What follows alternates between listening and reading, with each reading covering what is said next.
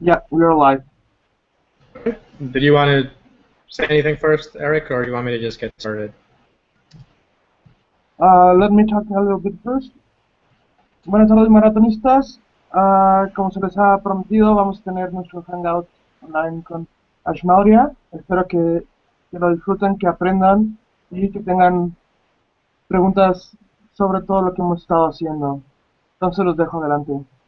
There you go, Ash. Thank you very much. Okay, perfect. So hi everyone, it's good to see you. I'm firing up. We had to restart the computer, so we're a little bit late here, but I'm firing up some slides that I wanted to walk through. So I don't have a sense of how many of you are already familiar with running lean. So we talked about doing a very quick walkthrough on what running lean is about. So once my keynote's loaded up, I'm going to go ahead and share my screen, and then we can kind of walk through that. But while that's happening, just by way of introduction, I often like to tell people that I am first and foremost an entrepreneur. And so I identify with a lot of you out there that are starting businesses, and I still am one that spends a lot of time building products and starting new things all the time. So that's a very important part of what I do. So I have my slide up. Let me bring that screen.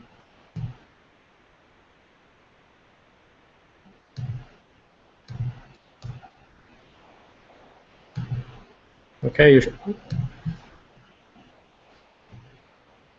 can you confirm that you can see my screen, Eric? Yep, I can see it. Okay. All right. So I guess where I was going is I'm an entrepreneur like a lot of you in the audience, and so I hate to be the bearer of bad news, but these are the sad realities that we often have to live with, and that is that most startups in general fail. Most products fail as well. What's going on here? I'm getting a few pop-ups. Let me get these out of the way. Okay, so if we go a bit deeper and talk about the #1 reason why products fail, this was a study that was done in Silicon Valley where they looked at a number of startups that failed to deliver on their shareholder value.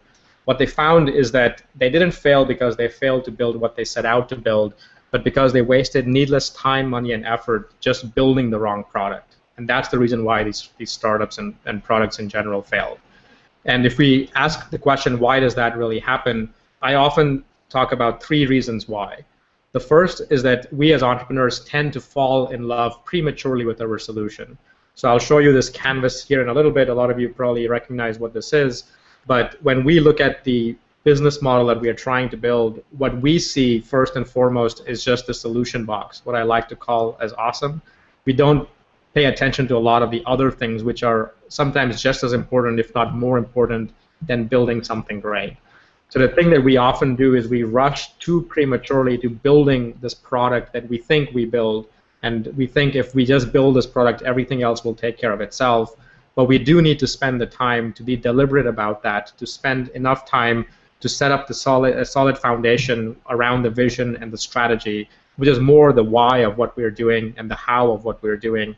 And from there, we then build the solution of the product. And so at the end of these slides, I'd like to open up for questions. And so at that point, we can dive into as much detail as you guys want. The second reason why building products is hard is that product development itself gets in the way of learning. And this picture shows you why that happens. So the way we have traditionally built products is we go and gather some customer requirements, and then we go away for sometimes several months, sometimes even several years at a time, building and perfecting our products. But remember, the #1 reason why products fail is because we fail to build the right product. And so when we go away for so long, while we are building and perfecting our products, we're learning a lot about product development, but very little about what who our customers are and what they really want. And that's where we go astray. So that's where we either build too many features or we build the wrong features entirely. So we want to avoid what I show here as this big middle where there's very little learning about customers and the markets. The last reason why this stuff is hard is that we all know that customers are important. We all know we need to listen to them, but we need to know how to listen to them.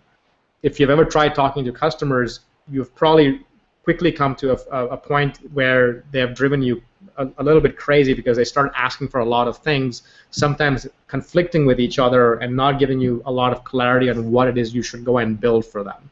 And when I share the story about Henry Ford's coat with other people, a lot of entrepreneurs seem to resonate with that. But what we fail to realize is that even in this coat, it's not so much about asking customers what they want, but trying to figure that out from what they're telling you. So even in this statement, the customers are telling the entrepreneur, Henry Ford in this case, that they are unhappy with their existing solution, which happens to be a horse, and they're unhappy about that horse because it happens to be too slow for their purposes. So they would like a faster horse. Now, had Henry Ford gone out and literally built a faster horse through genetic engineering, that could have been one possible solution. But given where he was in his time and place, he was a lot closer to mass producing the automobile, and that's the innovation that he did. That's the solution that he put in place. So the best way to summarize that sentiment is that it's not the customer's job to know what they want, and Steve Jobs said it very well. It is really our jobs as the innovators, as the entrepreneurs. We have to go and understand our customers and then build what it is that they want based on what we learn from them. So they don't tell us, we have to go and figure that piece out. So how do you build all this stuff? How do you build products that people want? I wouldn't be an entrepreneur if I didn't have a picture here of my book, so I will kind of briefly talk about what's in the book. So the book is really more of a how-to for applying this methodology. But what I want to do in terms of kind of setting the groundwork for our question and answer session is to talk about these general topics here. So I want to talk about the main meta principles that are covered in the book and quickly walk through that, and then talk about just a few random case studies of how this has been applied in a few places, and then we can open up for questions. So in the book, it's broken out around it's broken down around three meta principles. The first meta principle is one of documenting your plan A. And the reason this step is so important is that, especially as entrepreneurs, we are gifted at rationalizing anything. We can launch a product, and when it doesn't sell well, it's usually not our fault, it's somebody else's fault. If you launch a product in the summer months, it's not because of the product, but it's because everyone's probably on holidays or vacation. When they come back, it's probably because they're not yet ready to buy, and then there's holidays and all kinds of seasonal things that happen. And so it's always something external than us. And so we want to put a stop to that, and we want to draw a line in the sand, and that's what this process is ultimately about. And the best way to draw the initial line in the sand is by documenting your business. And the way we have traditionally done this is with a business plan. A lot of you have probably not written a business plan before, because I've known that in recent years most people don't write a business plan unless they're forced to. And those that have written a business plan, when I ask them how they like the process, many of them don't really enjoy the process. There are a few, but most of them don't really enjoy the process. And the real reason is that it's a very long, arduous process. You have to come up with a lot of facts, which are really fiction, because we don't quite know any of these things to be really true because we haven't gone and tested them ourselves. We're pulling numbers, we're pulling graphs and spreadsheets, and we're telling a story, but it's really not a tested story yet. The problem with this format, though, is that even though we are going and doing some of this critical thinking around our business, the people who make us write this plan, which is typically the investors, don't take the time to read it themselves. And that's where I find the biggest shortcoming of the business plan. So in more recent years, the business model, the one-page business model, has become pretty popular. I'm suspecting that some of you have seen this before. This is the lean canvas format, which is pretty much the same information that would go in a business plan, only shrink down to a single page. And what I like about that is that, one, it requires very little time to go create one of these things. Once you get used to the format, it takes 20 to 30 minutes to create one of these variations, and you can come up with a lot of different combinations of them. But more importantly, when you show this to other people, they can't help but have an opinion, and that's where the true success lies. It's through these conversations with people other than yourself that you learn about your business, you learn about risks in your business. So that's what I really like about the portable format here. If you look at the way that investors want to talk to you anyways, they don't read the business plan, they want to read the one-page executive summary or the 10-page slide deck or the 30-second elevator pitch. They want to know, have you really condensed your story down to where you can be very clear about it? So if you're going to have to do that anyways, why don't you start with something very condensed and concise to begin with? And that's what this canvas is really about. So I often liken the building blocks in the canvas to Lego pieces. We can use these building blocks to create some very simple models like this Lego airplane, we can use those same exact pieces to build a more complex airplane. This is the X-Wing fighter from Star Wars.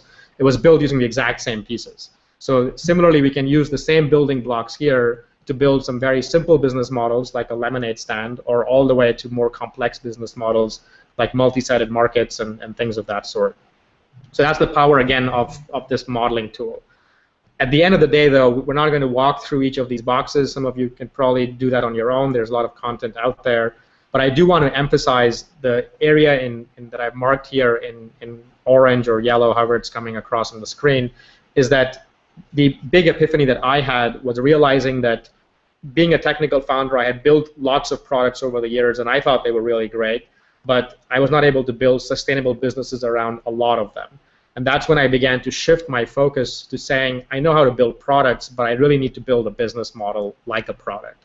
And that was a big epiphany for me, and that's where a lot of these thoughts around running lean really came from, is thinking of the business model as the product, not just the solution. And so if you were building a technical product, you would start by documenting the architecture or a blueprint for that product, and that's essentially what that first meta principle is about, which is document your business model or document your plan A, with the understanding that it's not going to be a perfect plan. It's going to change a lot in the beginning, and then over time, as you find something that works, it starts to change less and less, and then you go more into execution mode. The other principle that comes out of product development is identifying what's riskiest in the business plan or business model and working on those first. So if you're trying to build something very complex, you wouldn't start with the easy stuff because that's stuff that you can do anytime. You want to start with the harder stuff. So that's where the second meta principle comes from, is that you fundamentally have to remove risk from your business model. For an investor to invest in your business model, they need to feel safe. They need to feel safe that you'll be able to give them a return on their investment. For a customer to buy your product, they need to feel safe. They need to feel safe that you will be able to deliver value to them, and you won't take their money and run away and not deliver value. So again, we're doing risk mitigation. Even your co-founders need to feel safe. They need to feel safe that your vision is actually going to work. And so your job as an entrepreneur is fundamentally about de-risking your business model. So we start with the business model, and what we might think is awesome, this solution that we want to go build, it's great that you think it's awesome, but let's turn it into a question mark at first. If your intuition is right, you will build exactly that. But time and time again, we have seen many good entrepreneurs shift drastically from their original ideas. So where they start out is not where they actually end up. So that's the assumption that you need to have going forward, is that you don't want to just build a great product, you want to build a great right product. So your solution is not the product, but the entire business model. So turn your solution into a question mark, and then walk around this canvas systematically to where you can de-risk that solution over time. And we do this through a series of conversations. I'm just going to pull all these out. We have conversations with customers, our team, advisors, investors, and even competitors, even partners. All those are part of the ecosystem, and we learn from each one of them. And there's a language that we can use to talk to each one of them and learn from each one of them, which helps us to fuel the building of the right kind of business model. So this is a picture of what that running lean process looks like. It goes from the left, where we start with the business model or the plan A. We identify what's riskiest, not necessarily what's easiest, and then we systematically test those risks through experiments. So for those of you that have already had some exposure to the lean startup, you should recognize this picture. This is what we call an experiment. So it is the build, measure, learn loop, where we take an idea and we build some aspect of that idea into a product. We put that in front of customers, we then collect data around it, and then we do some learning around that. There are three very important things that have to be addressed in any experiment that you run. You have to be going fast, so your experiments have to be small and fast. At the end of every experiment, you have to do customer learning. It's not enough just to build a great landing page or a great marketing website or a great product. You have to measure that customers actually engage with it and measure that behavior, because that's going to be what's going to fuel the next set of things that you do. And then at the end, you have to be focused on the right kinds of experiments. So if you aren't focused on the right experiments, we can run into a number of traps.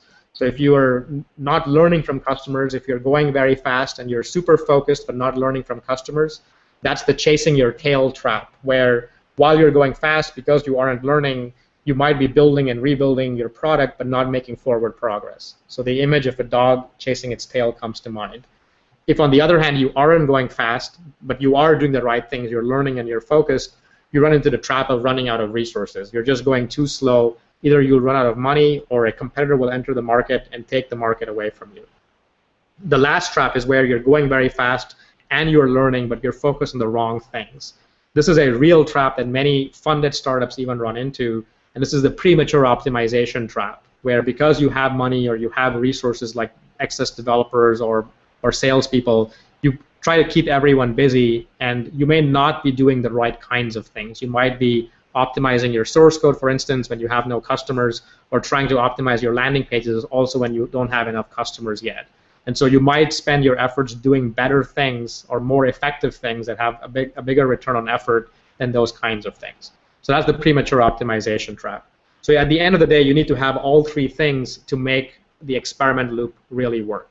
So this, in a nutshell, is what the running lean process looks like. There's a path that goes from left to right, where you start with your plan A, identify risks, run experiments, and then as you begin to run experiments, you get data points which fuel the risks on your business model. So some of these might go away, some of them might become bigger risks, and you tackle each one, and there's a feedback loop from right to left where you begin to now evolve and modify your business model to where it starts to work, and that's the whole process here in a nutshell. So trying to tackle all the risks at once is a little bit overwhelming. So the last thing I want to show you is the 3 stages of a product. So when we're building a product, we don't want to tackle all risks at once. So there are some distinct stages we can build the product through.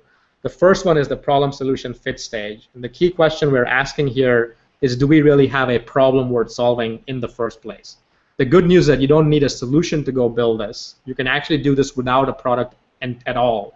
Because ultimately, at the end of the day, your customers don't care about your product, or they don't care about your solution, I should say, which might sound surprising, but what they care about the most are their own problems and how you can solve them. So even that Henry Ford quote, they didn't care about the automobile. They only cared about the fact that they had a very slow horse, and they wanted to do something about that. It's really our job to go and build that automobile in this case.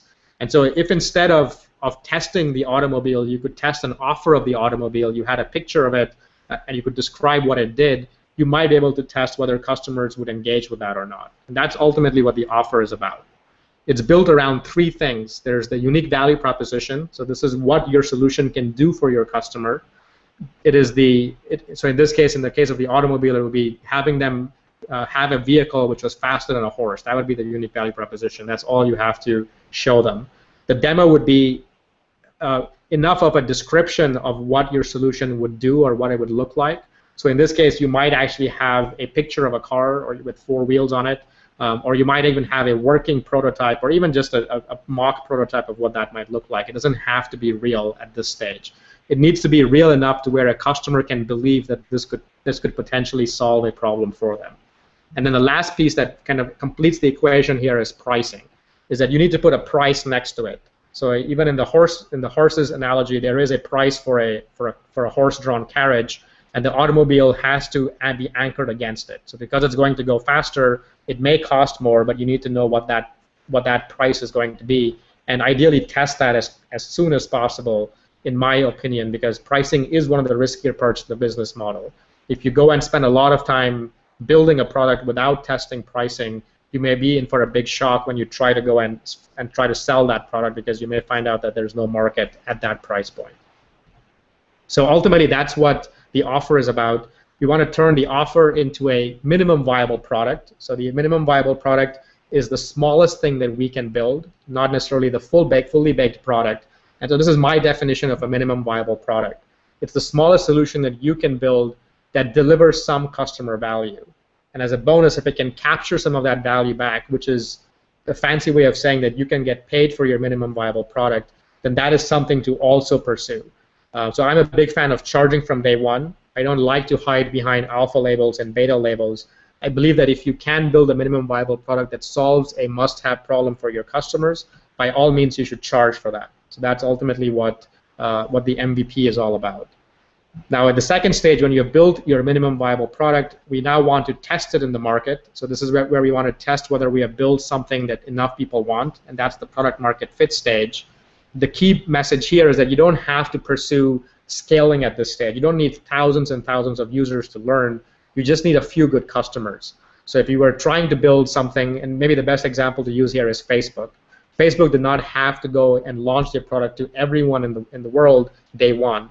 They were able to do it very systematically by first starting with a few college campuses, learning a lot at that small scale, getting the product right, and that's what product market fit is about, getting the product right.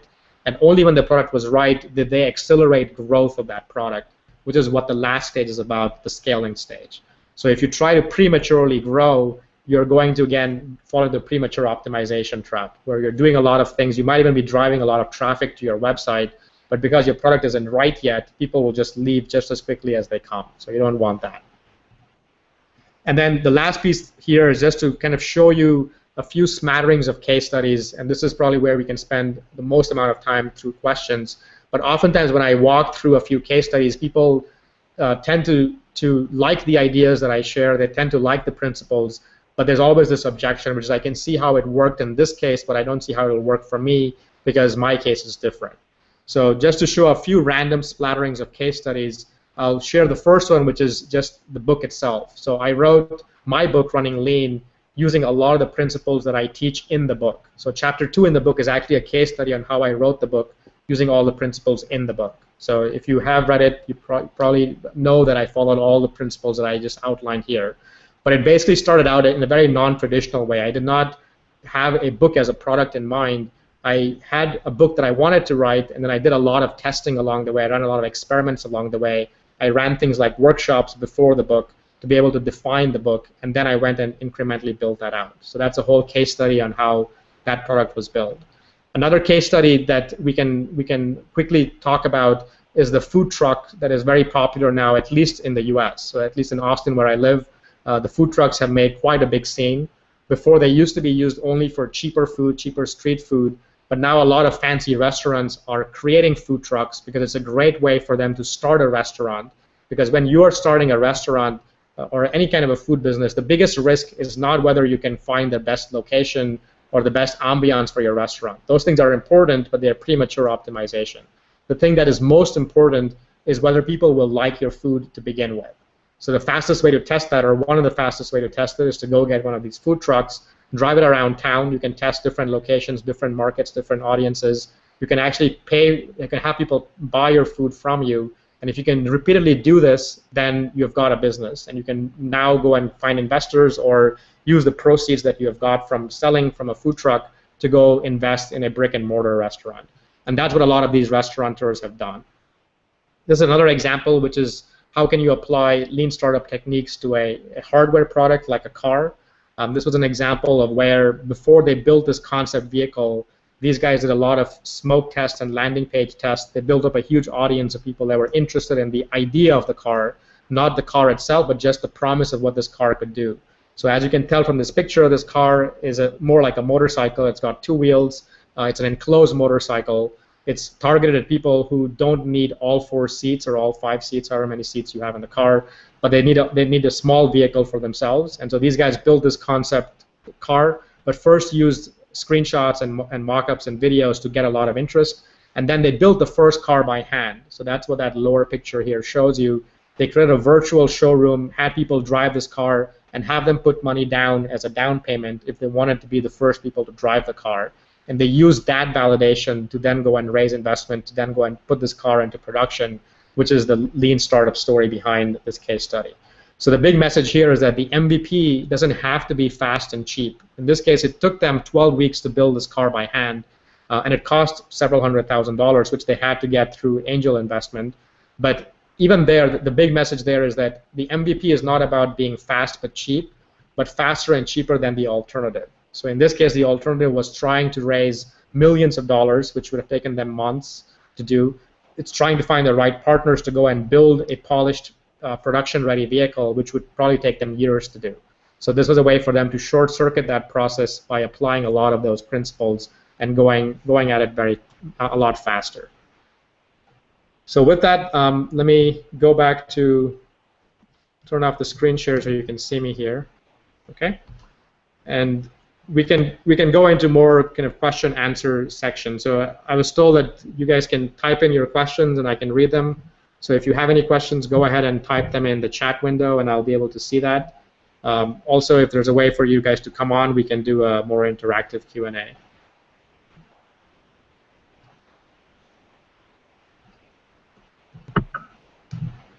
¿Algunas preguntas?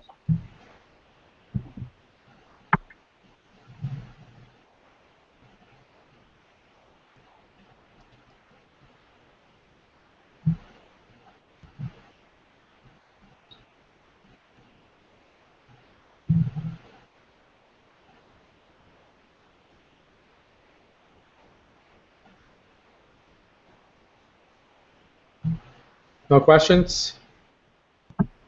There is one. Do you see it, Ash? I'm looking at the chat, but let me do a refresh. I don't see it loaded.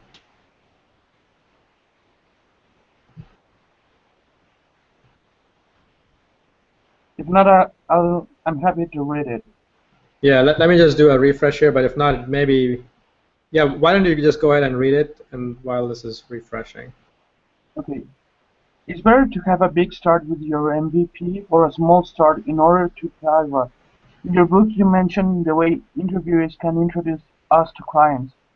How do we fulfill our interviews' expectations about our product so they can recommend us?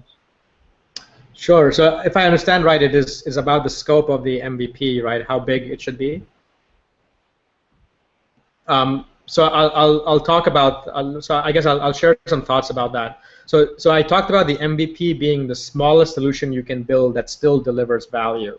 So the whole process of doing the problem interviews and solution interviews is initially to first understand what kinds of problems people have, but then you need to start narrowing down. So in the beginning, it's more like trying to get a lot of information. So you will get all kinds of problems, but not all of them are going to be the same. So that's what that whole journey is about, is you want to go in and figure out what is the top, ideally top #1 problem that people have, and then build the MVP around that. And so generally, I like to time box the MVP. So I tend to work with entrepreneurs, and we sometimes run some workshops and boot camps. And one of the things that I recommend they do is really come up with a time box of, say, 2 weeks or 1 month or sometimes a month and a half in which they're going to build that MVP. So it's not about how much stuff can we go and build in this MVP, but rather trying to get creative and solve a problem that customers have by building an MVP as quickly as possible.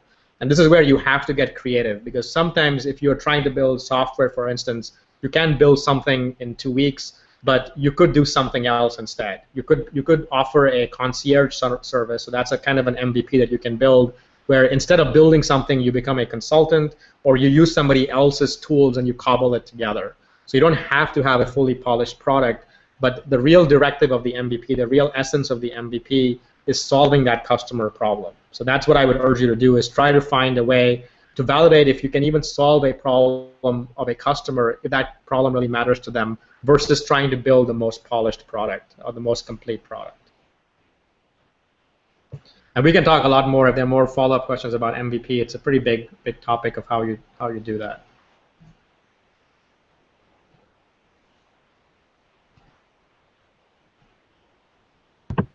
Okay, here's another one from Raul Arturo. You say the most knowledge is acquired in the release stage, but these actions could affect the image of your product. I mean, our customers maybe would not use the product again, and they could express this bad feeling with others potential customers.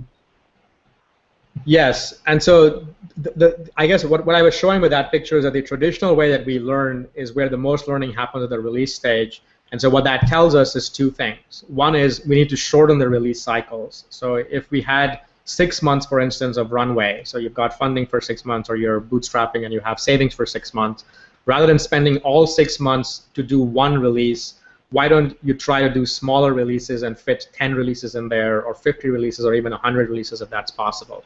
So that's the first message, that we want to make those cycle times from the requirements to building something and learning from customers to be as small and fast as possible. And yes, you're going to get good news and bad news. It could be that the first version you put out there nobody likes, but if you can figure out why they don't like it, it gives you a few more chances to go and fix that. So that's the first part of that story, is you want to make those loops very very tight in that process. And then the second part is that definitely there's a whole, so the whole conversation doesn't stop at the release cycle. Once you put something out there, that's where you're going to learn the most. So we have to speed up what we put out, not just once, but repeatedly. So it's not about just building a fast MVP, but then following up with all kinds of updates or conversations with your customers that can allow them to then to then continually get improvements to it. So here I'll share a few examples, and these are some big name examples. So I almost will argue that even the Apple iPhone was an MVP product of Apple's, which Apple would probably not describe it that way. But the reason I would call it an MVP is that it wasn't a fully complete product when they launched it.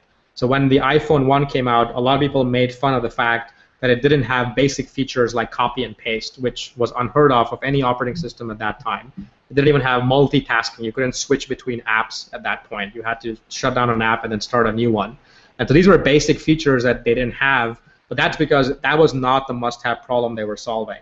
They wanted to solve one big problem, which was take 3 different devices, the web browser, the iPhone, and the iPod, and merge it into one single device and put it in a nice packaging. That's what they really wanted to do, and they had a certain timeline in which to release this product. And that's what drove all the effort around the product development teams. So in that case, even though it was a big release, it still applied in the sense that they wanted to fit that one problem into it. Now, once they launched that product, they learned a lot of issues from customers, and they were then able to fix a lot of those either through software updates in the case of things like copy and paste in the OS, but in other cases they actually had to come up with new versions of hardware, and that didn't keep them from building a very successful product, both the iPhone 1 and all the subsequent products behind that. So that's kind of another way to think of the MVP, is that it's all about speed of implementation and speed of learning, but at the same time you still want to prioritize those must-have features. If you build things that are not interesting to your customers, then they will not engage with your product. So that's why the problem interview process is to figure out what is that thing you can build that will still solve a problem, so we'll still keep that conversation going with your customers.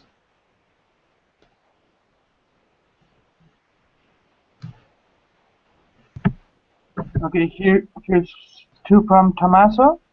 First of all, he says, "Hi Ash. First of all, thank you for your presentation. Great. I love your customer-first approach. So many startups are more worried of investors than customers. What would you suggest young Mexican geeks willing to start up about looking for funding and how to put into perspective investors?" And the second one from Tommaso is, "Do you think running lean is valid also for social entrepreneurs?" So, okay. So 2 very good questions. So the first one is I usually, when I have more time, I walk through some storyboarding about what investors really care about when they look at your product. And so there's a slide that I have. I don't have it here in front of me, so I'm just going to talk through it. But when we typically go and pitch our product to investors, as entrepreneurs, we tend to pitch the solution again, because we think if we build something unique and different, it's going to be what investors will want to invest in, because it's going to be a better product than the competitors. But they're not in that business. I mean, they're in the business of making money. So what they want to see is you as a risk profile, not whether you can build a great product, because they think that's your job. You should do that anyways. But they want to know, is there really a sustainable business behind it? So the most important thing that they really care about is traction. I don't care, and maybe let me define what traction is. Traction is nothing more than engagement of your product with your customers. So they want to know who cares about your product other than yourself, your team, and maybe your mom. Are there other people that are using your product or paying for your product? And so they want to see evidence of that, and that's really what traction measures.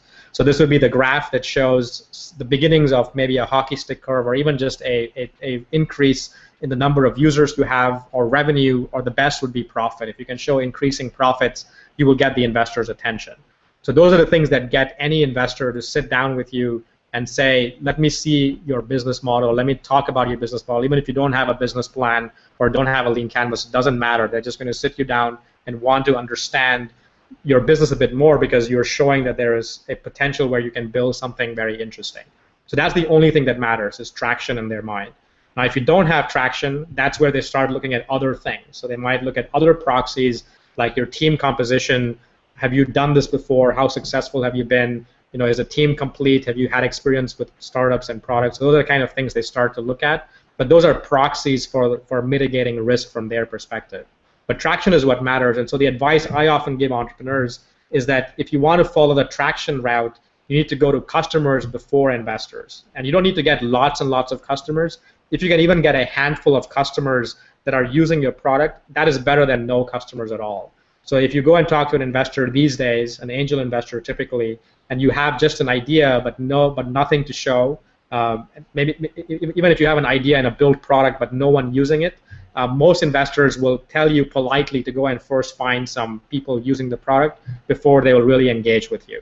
So that's really what your job becomes. And many times, the good news is that for most of the products we build, we have so many tools out there with the web, you know, the internet tools, marketing, open source. We can go out there and build something and start to show some of that traction, start to show some of that interest, and then have a more compelling story to tell the investors.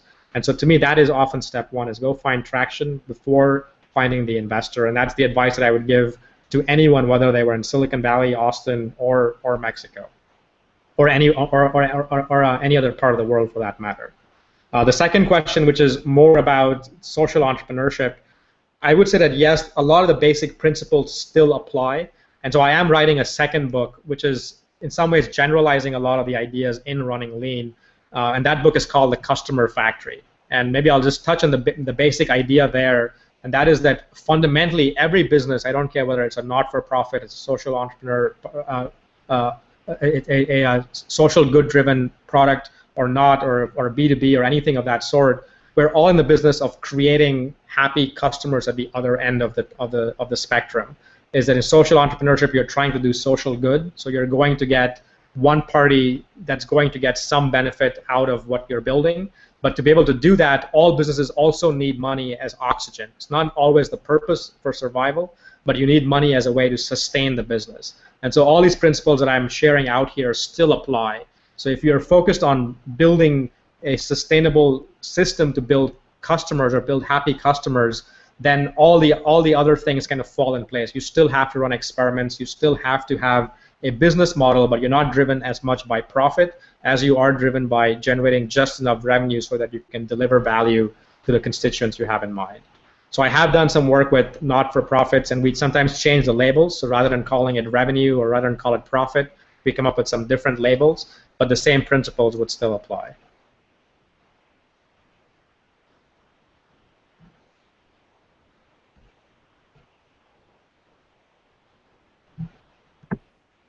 Here's one from Raul Arturo. What is the main difference between business model canvas of Osterwalder and your proposal of lean canvas? Sure. So that's a good question.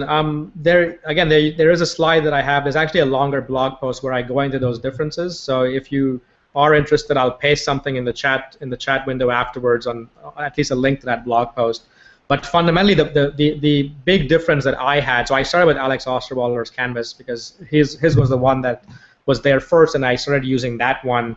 And the problem that I ran into is that a lot of the boxes in there were, for me, not as explicit. They were not identifying the risks that I had with my different products.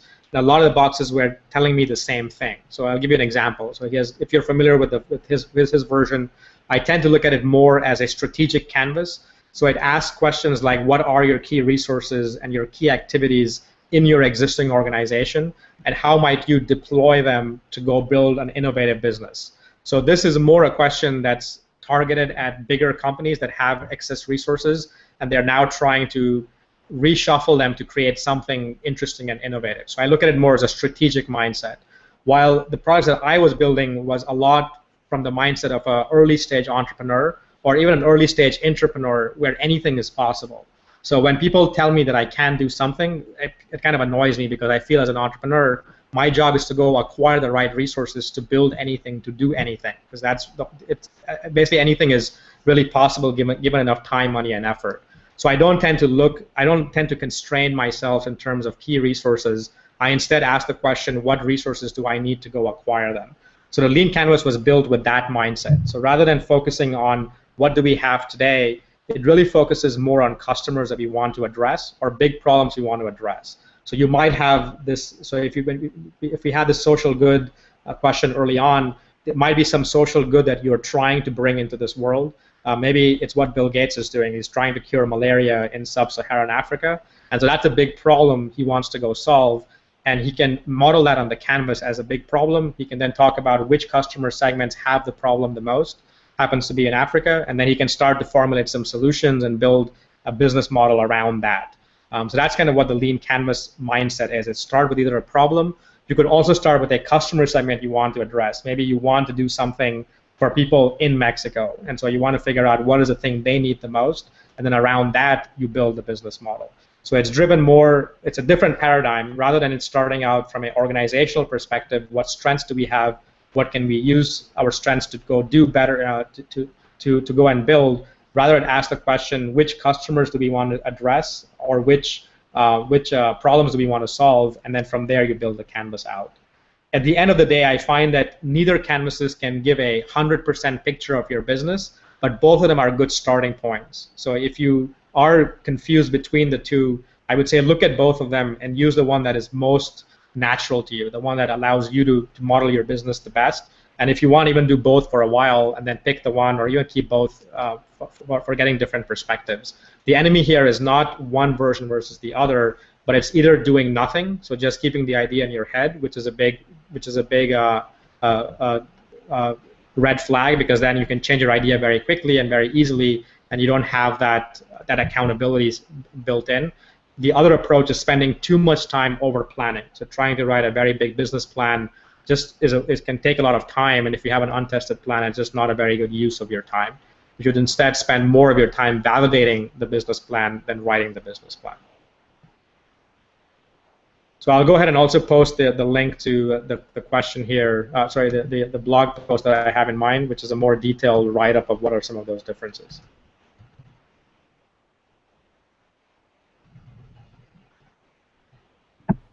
We've got two more questions. One is from Rafael. How do you think about selling before having a product to sell? It's about selling an idea. Yes. So is the question, how do you do it? How do you think about selling before? I think it's about how do you do it. Okay. Yeah, perfect. Okay, so I was just pasting the link. So I have pasted a link on that blog post. So fundamentally, it's about this basic insight that your customers don't care about your solution. They don't need to see something working. So I'll give you a perfect example. So let's say that I know that somewhere in the city there's a nightclub owner that has a nightclub that's not selling out. On the weekends he has no problem filling his nightclub, but on the weekdays he's not selling out. It's usually empty on most nights. So the first thing you have to do is basically nail a must-have problem. So I know that's a problem for him because when the nightclub doesn't fill out, he has to still pay rent. He's not making money those days. So that's a big problem for him. So if I left him a message on his answering machine that said something like, I have got a solution or a marketing system in place where I can help him fill out his nightclub every single night of the week. If he wants to learn more, all he has to do is give me a call back at this number. It will only take 15 minutes of his time, and I promise not to waste his time. And I hang up the phone, guess what's going to happen? In all likelihood, he's probably going to call me back because I just nailed a must-have problem. So that's almost step one, is that you have to talk about the problems your customers have, not the solution you're building, because they don't care about your solution. If you went and showed people an automobile and thought they could understand what it did, you would be mistaken. So instead, you have to relate it to horses, about horses being slow. So in that context, I talked about his nightclub not filling. I have a solution. Come talk to me. So that was a way of testing my customer acquisition based around a problem. Now, when he calls me back, if I don't have anything compelling to offer him, then I've just wasted his time. He's going to get annoyed, and he's going to hang up. He's going to hang up the phone on me and probably never want to talk to me ever again. So that's where the demo comes in. So in the offer, remember, there were 3 parts. The first one was a value proposition. So that was filling your nightclub. The second one was, let me now talk about how I'm going to do this. So I don't have to go and do it for him. I might describe that I've got this big database of people who come from different parts of the world. Maybe they come into Mexico for different tourism, but they also have a need where they run events, and I could host some events in his nightclub. And if he's willing, I would host them on these nights when they're slow, and in exchange, I can take a small commission for that. So that would be my demo that I give him. So the demo doesn't have to be a fully functioning solution. It just has to be enough that convinces your customer that they can see how they get from point A to point B. Point A being their current reality, which is the nightclub not filling out, and point B being the future reality, which is now they can see how if they had access to this database, maybe the nightclub fills out. They may still have doubts, but at least they might be willing to try it. And that's what the demo is about. In other instances, you have to build something more explicit. You may have to build, if you're doing software, build some screenshots or build some mock-ups, maybe even build a working prototype. If you're doing a hardware product, you may have to have a physical thing that people can feel, they can touch. But it's not always the case that it has to be fully functioning. So that's the art of the demo. You have to figure out what is the smallest thing you can show and get away with. So if you show that to your customers, in their mind, they convince themselves that you can actually solve this problem for them. The final part of that thing to test, of the offer to test, is the pricing component. They're going to want to know, what does this thing cost them?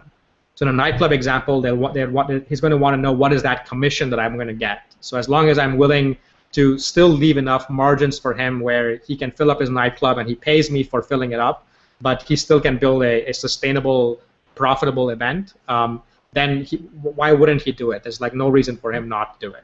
So that ultimately is the last thing you want to test, is the pricing component. And what you want to test at the end of that conversation is some commitment to move forward. This is where I see a lot of entrepreneurs kind of take shortcuts, where they just go and test that a customer says they're interested, but they don't really measure that interest. So ideally, in the ideal case, you actually get paid up front, where customers are willing to give you an advance payment saying, I would love to do this thing, let's get started, here's my down payment, like in the case of the car, or in the case of the nightclub, let's go and run the first event. So if you run this event, let's set it up. So that so now the ball is in my court. All I have to do is go make this thing happen, but I'm not waiting a lot of time to validate my business model. So you want to make sure that you can get as close to payment as possible. Sometimes you do have to go and build your product, so you can't really get paid. But even there, if you can create some kind of commitment that is not just a verbal commitment, so these might be things like having them sign a letter of intent, having them give you a credit card, but you promise not to charge it until you actually deliver a product to them. All of those things are proxies of testing intent, which are not the same as actually getting paid. But you'll be surprised, people are not willing to give you their credit card information if they were not serious in the first place. So there are all kinds of different ways you can test intent in those cases. But that ultimately is how you do it, is that you don't actually go out there and build the product first and show it and then look for customers. You can actually get paying customers to actually want to buy your product before you actually even have to go build it out. So that's how you would do that piece there.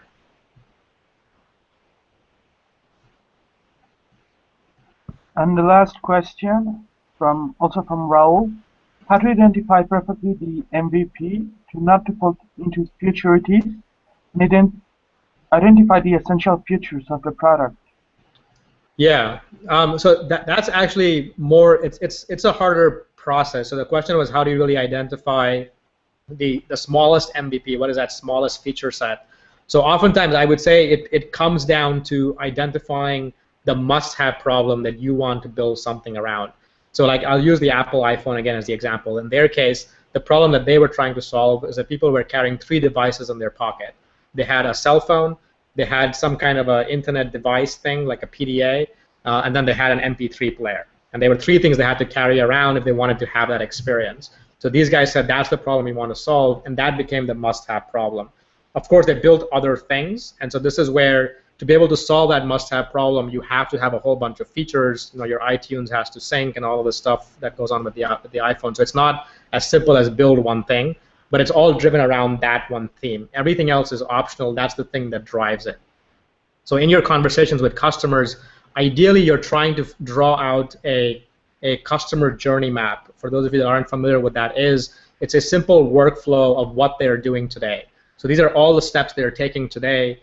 You want to then use that journey map. I tend to do a 4-step process to identify where does the pain begin. So usually when customers start any process, any solution, they're happy in the beginning, but at some point maybe there are some pain points or frustration points, and their emotion starts to change. You want to identify where does that happen, and then where might you inject your solution in that process, and how can you inject it so that you can do it with as little behavior change as possible. So if I ask a number of you, how many of you want to lose weight, maybe a number of you want to lose weight, But if I tell you you have to go through this complex routine where you have to get up at 6 in the morning and do a bunch of exercises and then not eat for half the day and then take all these pills at the same time, many of you will probably drop out after the first week because it's too much behavior change. So when you're building the MVP, you also want to be sensitive to what people are doing today already, and that's where the problem interviews help. So once you can figure that out, you want to figure out, again, where does the pain begin? What is the thing? How can you design your solution so it fits in? And then how small can you make that solution? Because there's a big tendency for doing the things you described, which is let's solve all their problems, or let's do all kinds of things that create feature creep. And you have to be somewhat disciplined to say, if I solve this must-have problem, then the customer, in essence, gives me permission to do all those other things down the road. So with a nightclub owner, if I can just fill up one of his nights, maybe it's a Wednesday, and that's the night that I can fill, and if I can do that for him at a good enough quality or at a good enough profit, then he might give me permission to fill up the other nights. He might start to do more things with me, and I can try out different campaigns with him. So I've just earned his trust that way. So ultimately, that's what you're trying to do. Apple, by building their iPhone first, told us that we can build these beautiful iPhones for you, and now people buy the iPhones without even knowing what's in it. There was this study that was done where people were given iPhone 4s and they were told they were iPhone 5s, and they couldn't tell the difference because there's so many features in it now, they don't even know what's in it, but people still keep buying these things because of the promise of the brand at that point. So again, that's the thing to keep in mind, is that the feature creep stuff should come a bit later, but what you should be focused more in the beginning is how do you really have that razor-sharp focus to identify the must-have problem, and from there try to do the smallest thing possible and be disciplined about it. And if you don't do enough, your customers will tell you. They'll tell you, I can't use this product because it's missing these features, and then you want to test them. You want to make sure that that truly is a must-have versus a nice-to-have. And as I said, it's not always an easy process, but it's a conversation you need to have and be willing to have with your early adopters. And oftentimes they're more than willing to tell you which things they can wait for and which things they would rather get sooner than wait 6 months for them. So that's the other way of framing this, is you can tell them, I can give you everything in 6 months, or I can give you these 3 things now to start solving your problems. Which would you prefer? And that's a way of negotiating the scope down as well.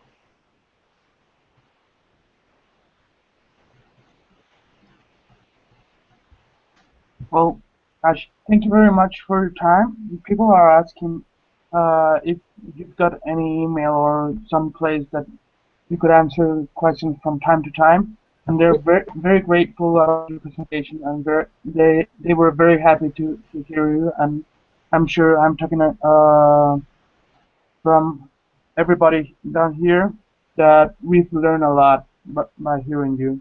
Sure, that's well. So I guess I would say thanks back for the opportunity for coming and talking to people.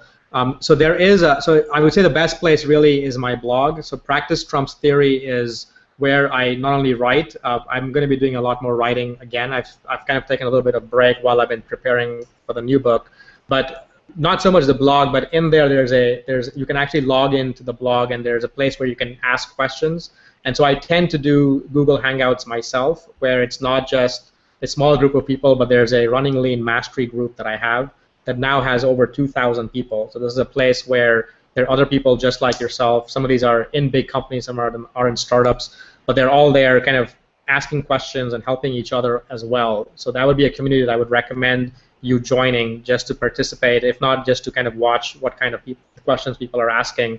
And I look at all the questions that are answered there, and I'm pretty heavy I heavily participate there as a moderator, but also in terms of answering questions and facilitating conversations. So that's a good resource to check out. As you just go to Practice Trumps Theory, and you will see some links there to become a free member, and that's essentially what that is. It's a Google group, a Google Plus group actually, where you can join in and then ask all kinds of questions along the way. Do you got time for one last question? Sure, yeah. From Julia, the most cool in your book for me is that you sit on the customer chair perspective. So thinking from that view, do you think we need any cultural approach when we talk about Mexico or South American customers when building rapport? Yeah, so I would say that, I mean, that's always the case, is there's always going to be some cultural differences that you have to bring into consideration. So I've been fortunate that I've been traveling around the world, because one of the things that I do want to see is how does this methodology get applied in different places. And I will say that from the surface, the principles are the same. Even the entrepreneurs are the same. So while we may look different, we may eat different foods, speak different languages, ultimately as entrepreneurs, the persona is very similar. We all want to build great products. We all want to build a sustainable business. We all fear the same things and want the same things. I would say the same thing applies for customers as well, is they too want to solve their problems, but of course there are going to be these details, these nuances of how we have those conversations with them. In some cultures, people are very direct, so I can put up a landing page, I can then get them on the phone, and I can do an interview with them. In other cultures, you have to be a lot more sensitive about that, so people don't like to go and show demos without there being something built. But I would almost say that there are two parts of that. Sometimes those are limitations we put on ourselves. So you have to prove to yourself, when we are building anything new, there are generally two leaps of faith. One is, are we confident that we can build this if the time came? So that's the technical feasibility question. And the second one is, will anyone care? So oftentimes I find that the bigger leap of faith is, will anyone care? And that's why I advocate selling your product before building it. But it would be a mistake to go and sell something you cannot build. So that's where you have to be confident that if you got enough customers to want this thing, you would actually build it for them, and you have to go in there with that mindset. Now again, how you do that in the different cultures, I would say that there are some nuances. I haven't spent enough time doing, say, customer interviews in Latin America, for instance, to understand what are the right ways to approach it. But I have worked through a lot of proxies. So I've done a lot of boot camps with people, from Mexico, from Brazil, from Argentina, Chile, and they've all been able to create conversations with people and start that process. But again, as far as the right nuance of how you do it, the scripts you use, those are going to be dependent on your own cultural cues, I would say. And maybe I'll just throw one last thing there, is that even, so I had the same objection from someone in Paris, for instance, where his feeling was that people in France tend to be a lot more conservative and they don't want to talk to you. And what this person did is he actually went and invalidated that claim. So he went and came up with an offer. So again, if you can talk about problems from a customer perspective, at the end of the day, we are all human and we all want our problem solved. And we also like to talk about the problems. So if you don't go into the pitching mode, but rather go into a learning mode, it's easy to have these conversations. And I know it sounds difficult, but it's actually more easier than you think. The other thing that I'll throw out there is that many people build global products. So your product that's going to be launched in Mexico or Latin America may actually have a bigger market. So the other hack there is that you can do some virtual stuff as well, as you can start to interview people in different parts of the world. So if it's Spanish speaking, you may still go to a place like Spain, and maybe there's a different there's a different culture where it's easier to talk to people there versus where you are. So there are ways that you can also transpose your customer segments in different parts of the world and speed up the learning process. So maybe that's the other thing I'll leave you with. Okay, Ash, there's no more questions. I really want to thank you about your time, and it's been fantastic working in the program and working by the in Canvas. I hope the people that are in the program have learned a lot, and I want to thank you once again. And all right, sure. I'm really grateful. All right, absolutely. And if it makes sense, maybe in a couple months, or we can do this again. If there are more questions people have as they're running experiments, we can definitely do another one of these again. Sure, I'll take it. Well, that's all. And maratonistas, muchas gracias por participar, muchas gracias por sus preguntas. Espero que hayan disfrutado la presentación y hayan aprendido un poco más sobre el programa de aceleración, y que esto les sirva para causar un fuerte impacto dentro de sus startups. Entonces, éxito, muchachos.